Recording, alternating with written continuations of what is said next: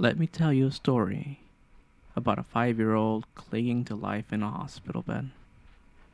An outbreak of meningitis had spread in the city of San Jose, and I was unlucky enough to have contracted it. Now, if you know anything about meningitis, you probably know how deadly it is. Some individuals succumb to it in less than a day.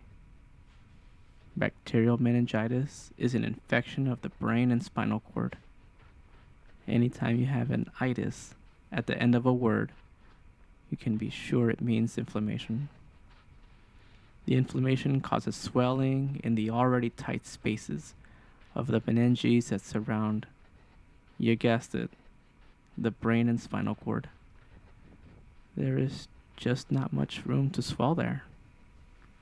The bacterial culprit is Neisseria meningititis, and this illness is without a doubt a medical emergency.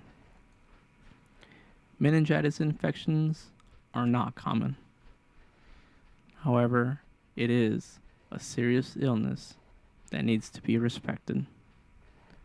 If this infection is not treated quickly, it can be fatal. So here I am, running. I am running for me, my family, and for you. To motivate you to get up, get out there, and get healthier. My doctors have told me how lucky I was to be alive. And so early in life, I decided to help people in the way in which I was helped.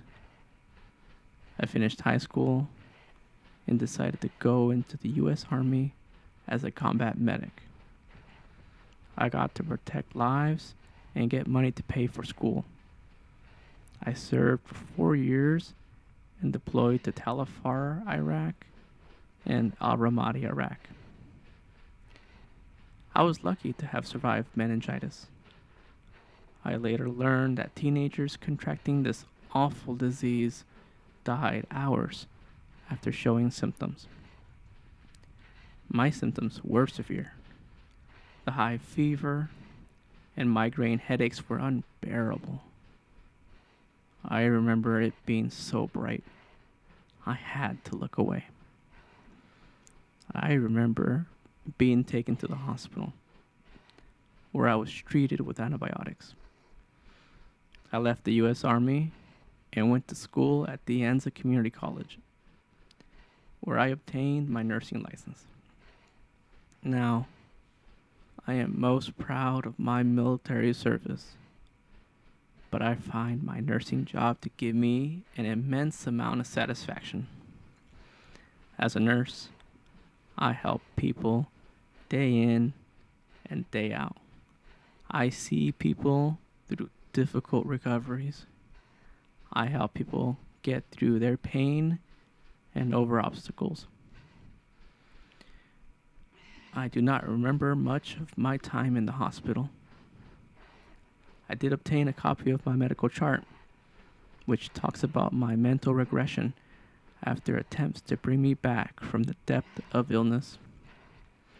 I would respond less and less to those caring for me. I had constant seizures where I continually bit off pieces of my tongue.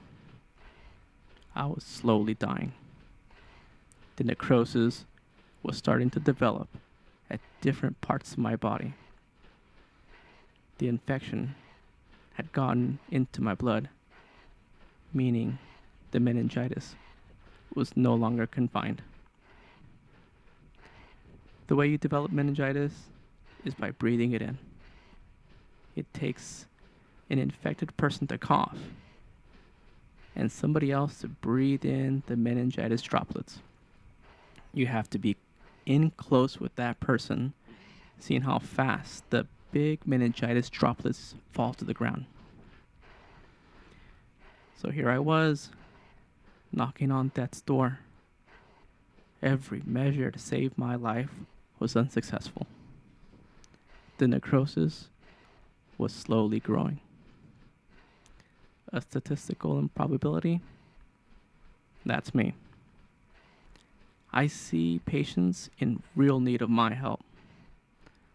I help get them home after their outpatient procedures. I try to make a difference in the lives of those I take care of. You know why? Because I had the help of some incredible doctors and nurses. I pulled through where I had no business of doing so. My chances of survival were close to none. Then came the surgeries, in which skin and tissue from my upper thighs were grafted to my arms to replace the necrosis. 2 toes were amputated, but I pulled through. You too can pull through. I know you can. Thanks for joining us on this run. If you enjoyed the video, don't forget to give it a thumbs up, subscribe to our channel, and share it with a fellow runner and somebody who could use some motivation in their lives. Your support helps us keep the momentum going. If you have a motivational story, leave it in a comment below, and I may read it on a future video. Until next time, keep running strong, stay motivated, and let's cross the finish line together.